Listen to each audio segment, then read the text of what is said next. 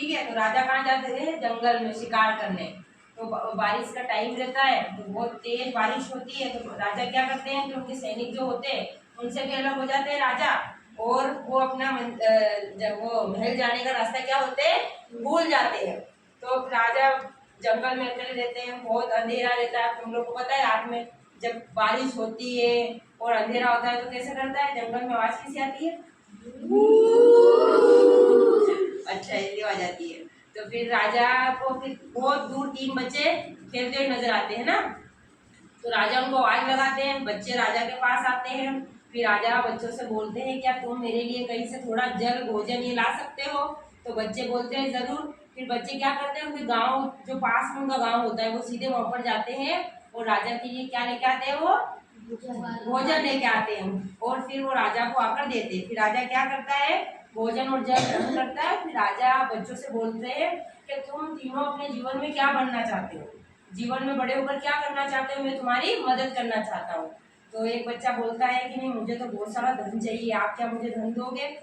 क्योंकि मैं जब से गरीब था, जब से मैंने ना अच्छे कपड़े पहने ना अच्छा खाना खाया, तो मैं क्या करूँगा? पैसे लेकर अच्छे कपड़े पहनूंगा और अच्छा खाना खाऊंगा। और दूसरे ने क्या बोला कि मुझे तो बड़ा बंगला और गाड़ी, घोड़ा गाड़ी चाहिए।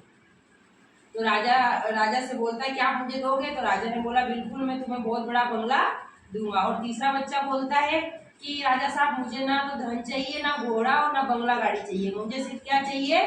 शिक्षा चाहिए, ताकि मैं पढ़ लिख कर एक अच्छा बड़ा इंसान बन सकूं और अपने देश की सेवा करूं। तो राजा साहब उसकी बात सुनकर बहुत खुश होते हैं और फिर राजा साहब क्या करते हैं? उस लड़के के लिए अच्छी से अच्छी व्यवस्था कर देते हैं उसे पढ़ाने के लिए। और बच्चा भी बहुत मतलब टैलेंटेड होता है, पढ़ने में तेज होता है, तो पूरा दिन रात करके वो अच्छा एक विद्वान बन जाता है। और राजा फिर सही टाइम पर आने पर उसी बच्चे को क्या करते हैं? अपने मंत्री पद के लिए उसको नियुक्त कर लेते हैं। फिर एक बार राजा अपने मंत्री जो लड़का बनता है उससे बोलते हैं कि जो तुम्हारे साथ 2 मित्र थे तुम्हारे, वो कहाँ है? मैं उनको, तुम तीनों को साथ में देखना चाहता हूँ। तुम उनको क्या करो, आज रात शाम के भोजन पर उन्हें आमंत्रण भेजो। फिर वो तीनों दोस्त जो होते वो तीनों उपस्थित होते राजा के सामने। फिर राजा बोलते हैं कि वो जो 2 मित्र थे उनके, उनसे पूछते हैं राजा कि अब तुम बताओ कि तुम्हारे जीवन में क्या चल रहा है? तो जो पहला बच्चा होता है जो धन मांगता है वो क्या बोलता है राजा से कि राजा साहब, मैंने आपसे धन मांगकर बहुत बड़ी गलती कर दी, क्योंकि जब से आपने मुझे धन दिया था, जब से मैं बहुत आलसी हो गया था और अपना धन क्या कर रहा था? बेकार की चीजों में लगा रहा था, और आधा धन तो मेरा क्या हुआ? चोरी भी हो गया। और दूसरा बच्चा बोला था कि आपने जो घोड़ा बंगला गाड़ी दिया मुझे, फिर मैं जाकर अपने महल में ठाट बाट से रहने लगा, मगर फिर एक बार क्या हुआ कि बाढ़ आ गई। तो बाढ़ में क्या हुआ? मेरा बंगला बह गया, है ना।